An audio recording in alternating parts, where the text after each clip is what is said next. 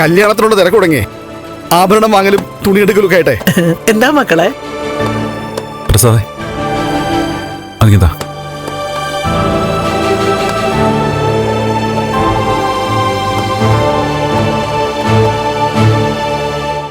ഇത് മഹാലക്ഷ്മിക്കുള്ളതാ.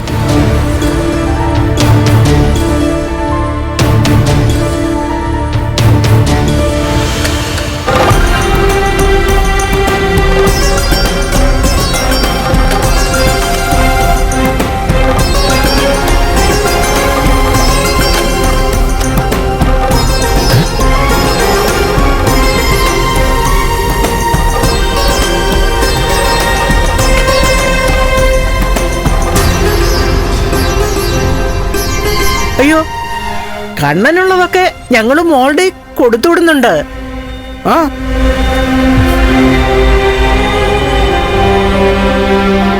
പിന്നെ കല്യാണത്തിന്റെ അന്ന് പയ്യനൊരു താലിമാല പെണ്ണിന്റെ കഴുത്തിലിട്ട് കൊടുക്കും.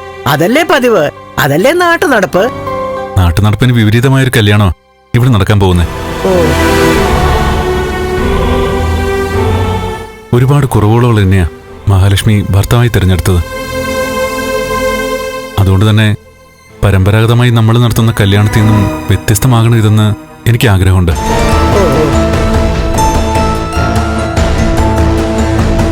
അതുകൊണ്ടാ അന്ന് താലിമാല ഉൾപ്പെടെ കല്യാണത്തിന് മഹാലക്ഷ്മി ദേഹത്തണിയേണ്ട സകല സ്വർണവും എന്റെ വകയാവണമെന്ന് ഞാൻ തീരുമാനിച്ചത്. അയ്യോ, അതിന്റെ ഒന്നും ആവശ്യമില്ലായിരുന്നു. കമലേശ്വരം തറവാട്ടിലേക്ക് വരുന്നത് തന്നെ പുണ്യമാണെന്ന് പറഞ്ഞ് നിൽക്കുക ഇവള്. അതിനേക്കാൾ പുണ്യമാണ് മഹാലക്ഷ്മി പോലൊരു പെൺകുട്ടിയെ ഭാര്യയായി എനിക്ക് കിട്ടുന്നത്.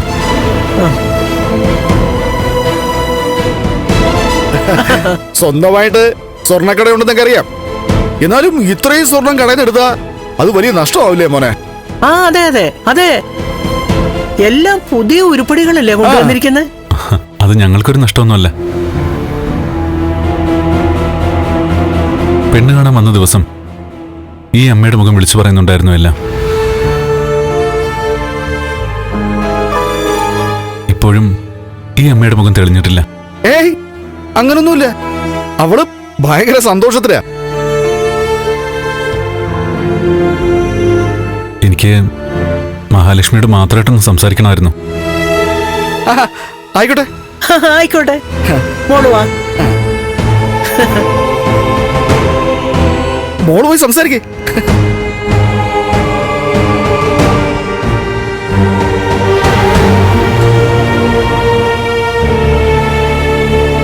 മഹാലക്ഷ്മി, പ്ലീസ്.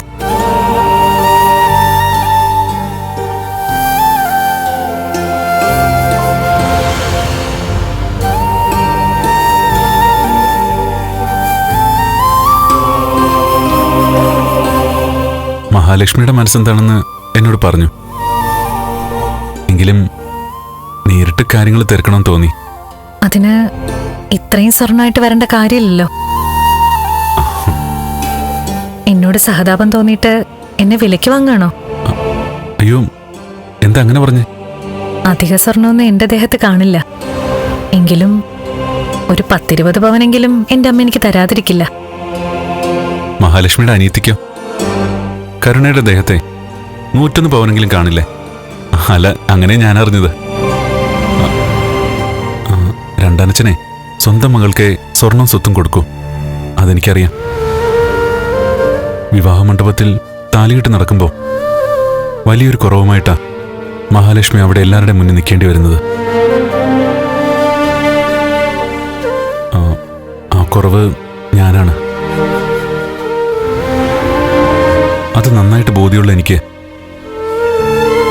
ഇത്രയെങ്കിലും മഹാലക്ഷ്മിക്ക് തന്നെങ്കിൽ മാത്രമേ സമാധാനം ഉണ്ടാവൂ. പിന്നെ ഈ കല്യാണത്തോടെ മഹാലക്ഷ്മിയുടെ ജീവിതത്തിലെ സുഖവും സന്തോഷമൊക്കെ ഒരു പരിധിവരെ തീരുകയാണ്. അത് തൻ്റെ അമ്മയ്ക്കും അറിയാം. അതുകൊണ്ട് ഈ നിമിഷം വേണമെങ്കിലും തനിക്കെന്നെ വേണ്ടെന്ന് വയ്ക്കാം. പക്ഷേ അപ്പോഴും ഞാൻ ഈ കൊണ്ടുവന്ന സ്വർണം ഞാൻ തിരികെ എടുക്കില്ല.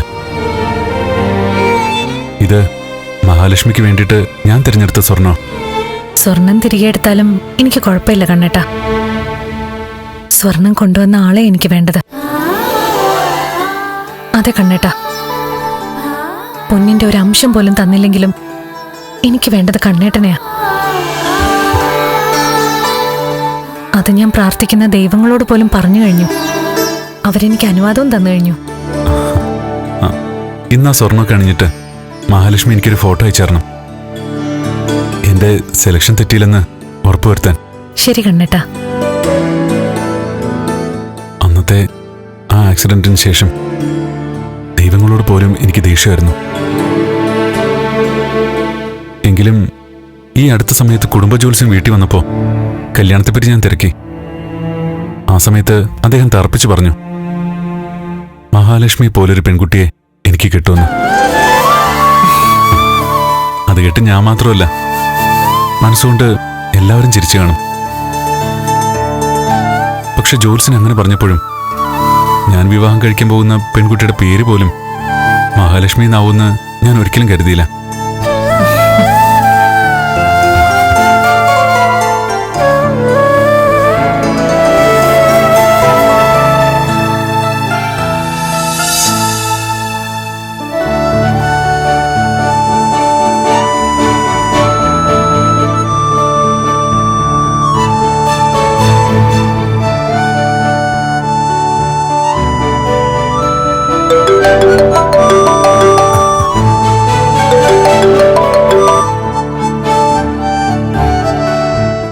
കരുണേ, ഞാൻ തന്നെ പറ്റി ഓർത്തോണ്ടിരുന്നപ്പോ തന്നെയാണല്ലോ വിളിച്ചത്. എന്താ ഉണ്ണേട്ട ഇത്? എന്തുപറ്റി? അപ്പൊ ഉണ്ണേണ്ണ അറിയാതെയാണോ കണ്ണേൻ ഇങ്ങോട്ട് വന്നത്? കണ്ണേട്ട അവിടെ വന്നോ? ആ, എനിക്ക് തോന്നി ഉണ്ണേട്ടൻ പോലും അറിയാതെ കണ്ണേട്ടൻ എടുപ്പത് സ്വർണ്ണമായിട്ട് വന്നിരിക്കുവാണെന്ന്. എനിക്കൊന്നും മനസ്സിലാവുന്നില്ലല്ലോ കരുണേ. ഞങ്ങൾക്കും ഒന്നും മനസ്സിലാവുന്നില്ല. സാധാരണ പെൺകുട്ടികളെ കല്യാണം കഴിച്ചയക്കുമ്പോ സ്ത്രീധനം കൊടുക്കുന്നത് പെൺകുട്ടികളുടെ വീട്ടുകാരാ. ഇവിടത്തെ ഉണ്ണേട്ടന്റെ ഏട്ടൻ 100 പവനുമായിട്ട് വന്നിരിക്കുക ലക്ഷ്മിക്ക് കൊടുക്കാൻ. ഓഹോ, ഇതിനിടയ്ക്ക് അങ്ങനെയൊക്കെ സംഭവിച്ചോ? നേരെ ജ്വല്ലറിയിൽ നിന്നും കണ്ണേൻ ഇങ്ങോട്ട് വന്നതായിരിക്കും. ഇതൊക്കെ ഉണ്ണേട്ടനും കൂടി അവകാശപ്പെട്ടതല്ലേ? അങ്ങനെയുള്ളപ്പോ സ്വർണവും പണമൊക്കെ ഈ രീതിയിൽ ധൂർത്തടിക്കുന്നത് ശരിയാണോ? ഒരു വീടാവുമ്പോ എല്ലാവരോടും ആലോചിച്ചിട്ട് വേണ്ടേ ഇതൊക്കെ ചെയ്യാൻ? അല്ല, അത് പിന്നെ ഞങ്ങൾക്ക് കോടിക്കണക്കിന് ആസ്തി ഉള്ളതുകൊണ്ടേ ഈ പൊന്നും പണമൊക്കെ ഞങ്ങൾ മക്കളെടുത്താലും ഞങ്ങളുടെ അമ്മ അതൊന്നും ചോദ്യം ചെയ്യാറില്ല. എന്നാൽ ഇനി മുതലേ അതിനൊരു മാറ്റം വരണം. ഈ സമ്പത്തൊക്കെ നശിച്ചു പോവാനേ നിമിഷ നേരം മതി. പ്രത്യേകിച്ച് ഇതുപോലെ ധൂർത്തടിച്ചു കളഞ്ഞ. അതൊന്ന് ഓർമ്മിപ്പിക്കാൻ വേണ്ടി വിളിച്ചെന്നേ ഉള്ളൂ. വെക്കട്ടെ ഉണ്ണേട്ട? ആ ശരി.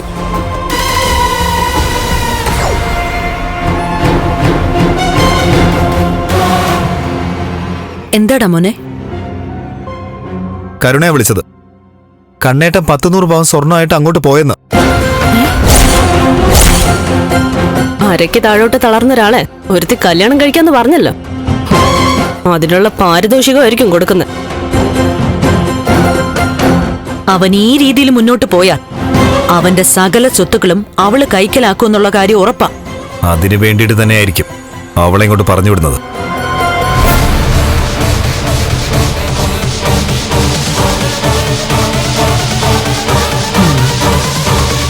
അവള് സാമർഥ്യക്കാരിയാണെങ്കിലേ അതിനേക്കാളും സാമർഥ്യം എനിക്കുണ്ട്.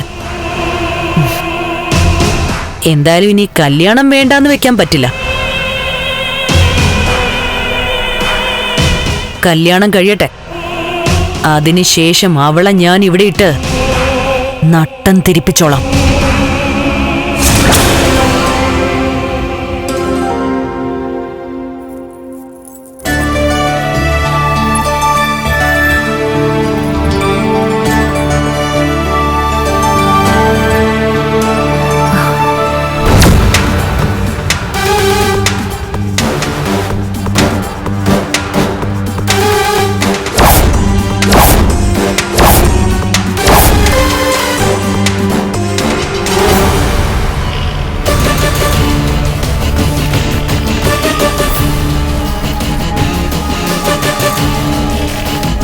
ഞാൻ വാങ്ങിയതിനേക്കാളും നല്ല ഫാഷനിലുള്ള സ്വർണ്ണ നിനക്ക് കിട്ടിയിരിക്കുന്നത്.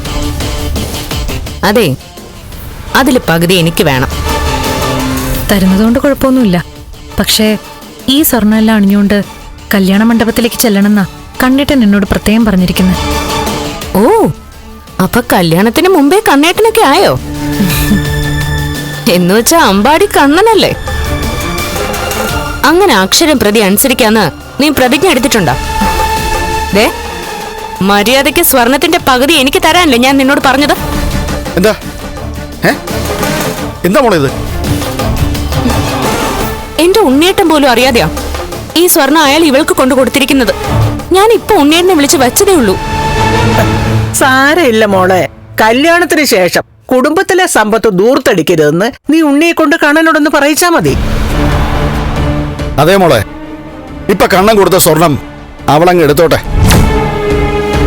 സ്വർണത്തിന്റെ കാര്യത്തിലെങ്കിലും നിനക്കൊപ്പം അവള് നിന്നോട്ടെ മോളെ. ഡേ, ഈ സ്വർണ്ണമൊക്കെ അണിഞ്ഞ് അവന് നിന്നെ കാണണമെന്ന് പറഞ്ഞായിരുന്നല്ലോ. എന്നാ ചെല്ല്, സ്വർണ്ണമൊക്കെ ഇട്ട് സുന്ദരിയായി ഒരു ഫോട്ടോ എടുത്ത് അവനയച്ചു കൊടുക്ക്. അവനങ്ങ് സായൂജി അടയട്ടെ. ചെല്ലടി, ഇതെല്ലാം എടുത്തോണ്ട് പോ.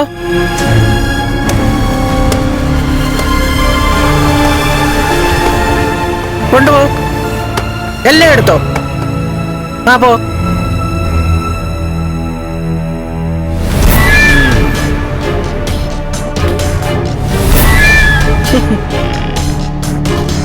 അരയ്ക്ക് താഴോട്ട് തളർന്നവനൊപ്പം തളർന്ന ഒരു ജീവിതം. അതാണ് കരുണാലയത്തിലെ മഹാലക്ഷ്മിയുടെ ജീവിതം. അവക്ക് 101 പവനോ 201 പവനോ കിട്ടിയിട്ട് എന്താ മോളെ വിശേഷമുള്ളത്? ജീവിതം നായ നക്കി പോയില്ലേ? എന്നാലും മുത്തശ്ശി, അർഹതയില്ലാത്ത അവക്ക് 101 പവൻ കിട്ടിയില്ലേ മുത്തശ്ശി? അവക്ക് 101 പവൻ കിട്ടിയെങ്കിലേ മോക്ക് 10,001 പവന്റെ മൂല്യമുള്ള ഒരാളാ ഭർത്താവായിട്ട് വരാൻ പോന്നെ. ആ,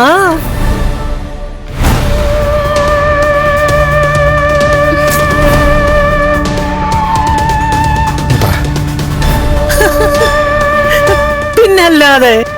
ഇങ്ങോട്ട് നോക്കി, കല്യാണം ഒന്ന് കഴിഞ്ഞോട്ടെ. കുഞ്ഞുമോളെ പൊന്നുകൊണ്ടും സ്നേഹം കൊണ്ടും മൂടും. അതുപോരെ മോക്ക്?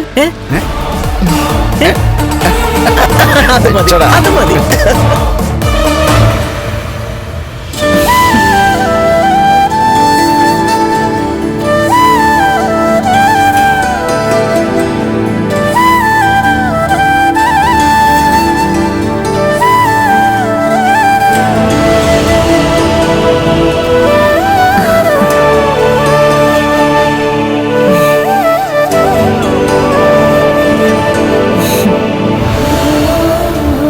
എങ്ങനെയുണ്ടമ്മേ?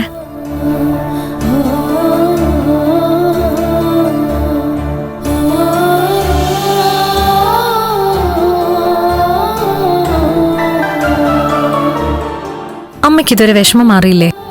മോളൊരുങ്ങി സുന്ദരിയായി സ്വർണ്ണമൊക്കെ ഇട്ട് നിൽക്കുമ്പോ എനിക്ക് സന്തോഷിക്കാൻ പറ്റുന്നില്ല മോളെ.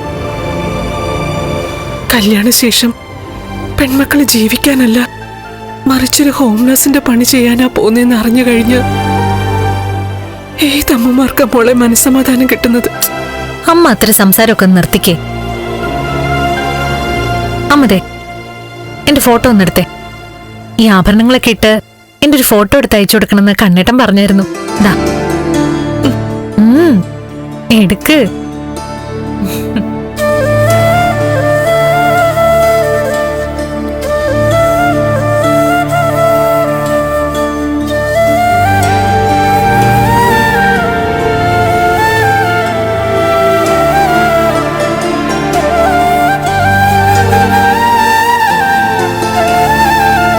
മഹാലക്ഷ്മിയെ പോലുള്ള മോള എന്ത് ചെയ്യാനും.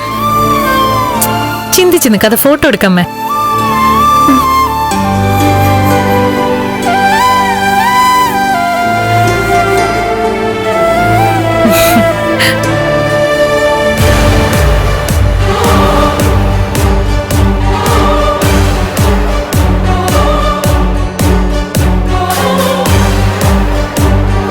നിങ്ങളുടെ രണ്ടാളുടെയും കല്യാണം നടക്കുമ്പോ സ്വത്തിന്റെ ഒരു അംശം നിങ്ങളുടെ രണ്ടാളുടെയും പേരിൽ എഴുതി വെപ്പിക്കണമെന്നാ മേഘനാഥ എന്റെ ആഗ്രഹം. അതിനൊരു കാരണവശാലും കയറി വരുന്നവൾ ഒരു തടസ്സം ആവാൻ പാടില്ല. ഇപ്പൊ തന്നെ 101 കൊടുത്തു. ഇനി സ്വത്തും കൂടെ അവളുടെ പേരിൽ എഴുതി വെച്ചാലോ? അതൊക്കെ കണ്ടിട്ട് തന്നെയായിരിക്കും അമ്മായി ഇങ്ങനൊരു കല്യാണത്തിന് അവള് സമ്മതിച്ചത്. എന്തായാലും അവളത്ര നല്ല പെണ്ണാണെന്നൊന്നും എനിക്ക് തോന്നുന്നില്ല. എന്നാൽ അങ്ങനെ ഒരു അഭിപ്രായം എനിക്കില്ല മേഘനാഥ.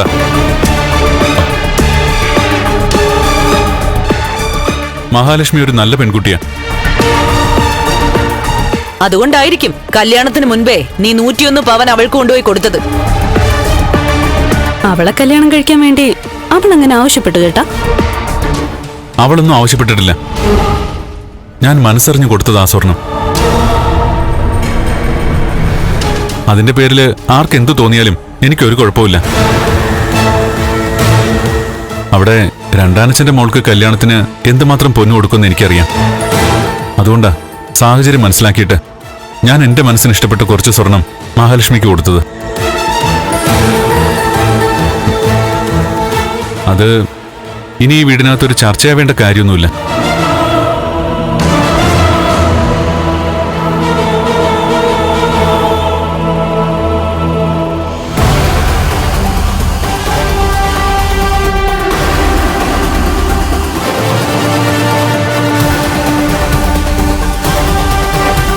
അവിടെ പ്രതാപചന്ദ്രൻ മഹാലക്ഷ്മിക്ക് രണ്ടാനച്ഛനാണെങ്കിൽ ഇവിടെ ഞാൻ ഇവന് രണ്ടാനമ്മയാ. സ്വത്തും സ്വർണ്ണക്കടയും മറ്റ് സ്ഥാപനങ്ങളും എല്ലാം അറിയാലോ. എല്ലാം ഇവന്റെ പേരിലാണ് എഴുതി വെച്ചിരിക്കുന്നത്. അതുകൊണ്ട് നമ്മളൊന്ന് പൊടിക്കൊതുങ്ങുന്നതാ നല്ലത്. അവനെ വാശി പിടിപ്പിച്ച ഉള്ളത് കൂടെ ഇല്ലാതാവും. അമ്മായി അവനൊരു ദാമ്പത്യ ജീവിതം ഉണ്ടാവില്ലെന്ന് തന്നെയല്ലേ നമ്മളൊക്കെ കരുതിയത്. എടാ, ഇപ്പോഴും അതിനൊന്നും ഒരു മാറ്റവും ഇല്ല മോനെ. എത്ര കാലം കണ്ണനോടൊപ്പം അവള് കഴിയാനാ? ജീവിതം തുടങ്ങി കുറച്ചു നാള് കഴിയുമ്പോ അവൾ അവളുടെ പാട്ടിന് പോവും. പിന്നെ കണ്ണന്റെ ജീവിതം തരിശ. തളിർക്കുന്നതും കായ്ക്കുന്നതും പൂക്കുന്നതും ഒക്കെ പിന്നെ നിങ്ങളുടെ ജീവിതമായിരിക്കും.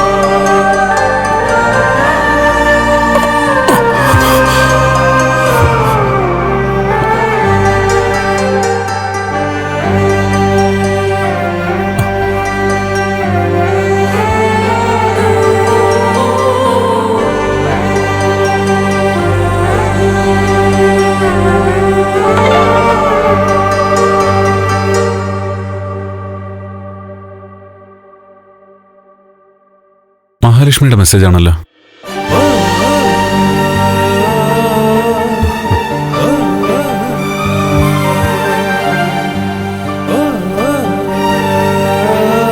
പേര് പോലെ തന്നെ അവളൊരു മഹാലക്ഷ്മിയാ.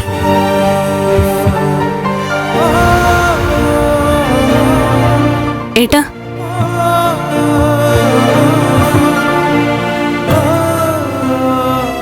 ദേ നോക്കി വാ.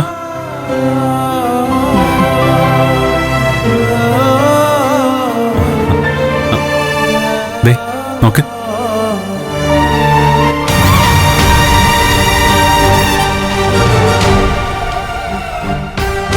ഓ, ചേട്ടൻ കൊടുത്ത സ്വർണ്ണമാണോ ഈ ഇട്ടിരിക്കുന്നത്? അതെ, സ്വർണ്ണമൊക്കെ ഇട്ടൊരു ഫോട്ടോ എടുത്ത് അയക്കണമെന്ന് ഞാൻ മഹയോട് പറഞ്ഞായിരുന്നു. ഇവളെ കണ്ടാ തന്നെ അറിയാം ആള് ശരിയല്ലാന്ന്. നീ ഇന്ന് വൈകുന്നേരം തന്നെ റെഡിയാവണം. എന്തിന്? നമുക്കേ എത്രയും പെട്ടെന്നൊരു ഡോക്ടറെ കാണണം. ഒരു ഐ സ്പെഷ്യലിസ്റ്റിനെ. നിന്റെ കണ്ണിന് സാരമായ തകരാറുണ്ട്. ഈ പ്രായത്തിൽ കാഴ്ചശക്തി കുറവാണെങ്കിലേ അത് വലിയ അപകടം. ഓ, എന്നാ പിന്നെ പറഞ്ഞതങ്ങ് തിരിച്ചെടുത്തിരിക്കുന്നു.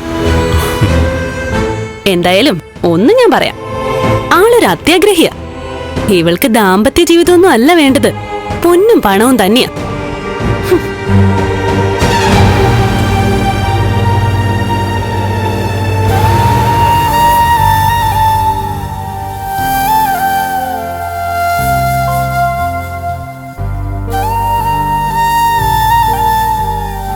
എന്റെ ശരീരമേ തളർന്നിട്ടുള്ളൂ, മനസ്സ് തളർന്നിട്ടില്ല.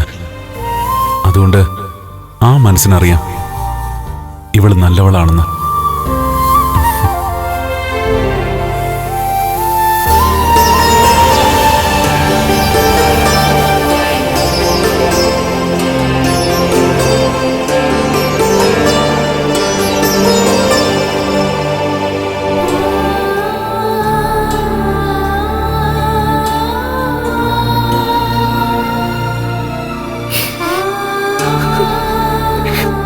അമ്മയുടെ സങ്കടം ഇതുവരെ മാറിയില്ലേ?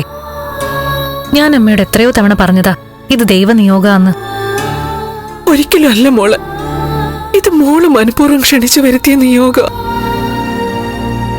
ഈ കല്യാണം വേണ്ടെന്ന് പറഞ്ഞെങ്കിൽ ഒരുപക്ഷെ നമുക്ക് ഈ വീട്ടിൽ നിന്ന് ഇറങ്ങി പോകേണ്ടി വന്നേനെ. എന്നാലും കുഴപ്പമില്ല, എന്നെങ്കിലും എപ്പോഴെങ്കിലും മോൾക്ക് പറ്റിയൊരു പയ്യൻ വന്നേനെ മോളെ കൂട്ടിക്കൊണ്ടു പോകാൻ. ഇവിടെ നെഞ്ചു തകർന്നു വേണമല്ലോ മോളെ നിന്നെ ഒന്ന് പറഞ്ഞു വിടാൻ.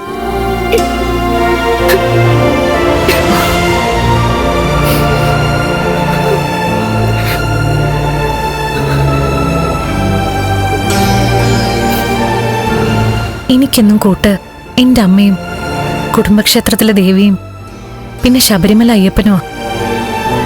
അതിനൊപ്പം ഇപ്പൊ മറ്റൊരാൾ കൂടി വന്നു, കമലേശ്വരത്തെ കണ്ണേട്ടൻ. കണ്ണേട്ടനെ എനിക്ക് ഞാൻ പ്രാർത്ഥിക്കുന്ന ദൈവങ്ങൾ കൊണ്ട് തന്നതാ.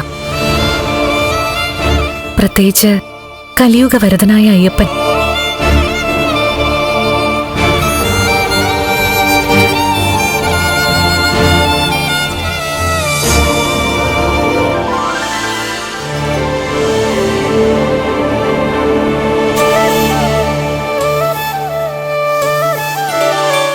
ഇവിടെ നോക്കി, ഇവിടെ. മോളെ അയ്യോ, അതെ മോളെ വെണ്ണക്കൽ പ്രതിമ പോലെ മിനുക്കിയെടുക്കണം. ഇന്ന് അവിടെ വരുന്ന കാഴ്ചക്കാരൊക്കെ കണ്ട് ഞെട്ടണം. അതിപ്പോ ഒരുക്കിയില്ലെങ്കിലും മുത്തശ്ശിയുടെ മോള് സുന്ദരിയല്ലേ? ആ അതെ അതെ, പിന്നെ ഒരുക്കം കുറഞ്ഞു പോകണ്ടെന്ന് പറയായിരുന്നു. ഓ മോളെ ദേ ഈ പൂ ഇത്തിരി ഇങ്ങോട്ട് മാറ്റി വെച്ചേ. ശകലം മോളിങ്ങോട്ട് നോക്കി നോക്കി. ആ മതി, നോക്ക്.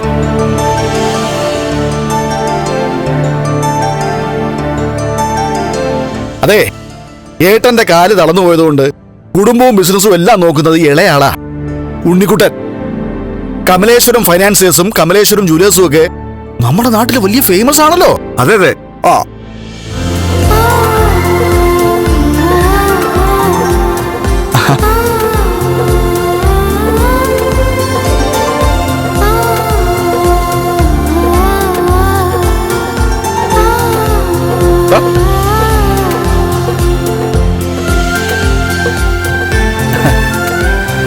ഇതെന്താ മോളെ, ഒരുങ്ങിയില്ലേ? അത് അവിടെ ചെന്ന് ഗ്രീൻ റൂമിൽ ചെന്നിട്ട് ഒരുങ്ങാച്ചാ. എന്റെ മോളുടെ സൗന്ദര്യം കണ്ട് കമലേശ്വരത്തുകാരൊക്കെ ഒന്ന് ഞെട്ടണം അല്ലേ? പുറപ്പെടേണ്ട സമയമായല്ലോ. ഒരുത്തി എവിടെ?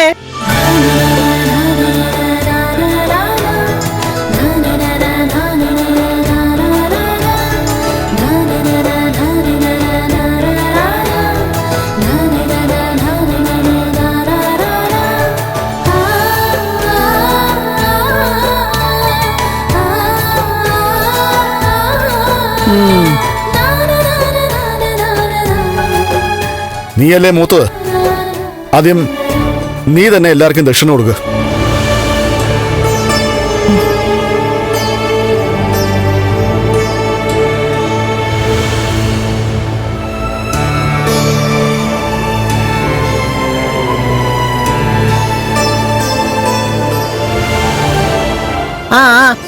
എഴുന്നേറ്റ്.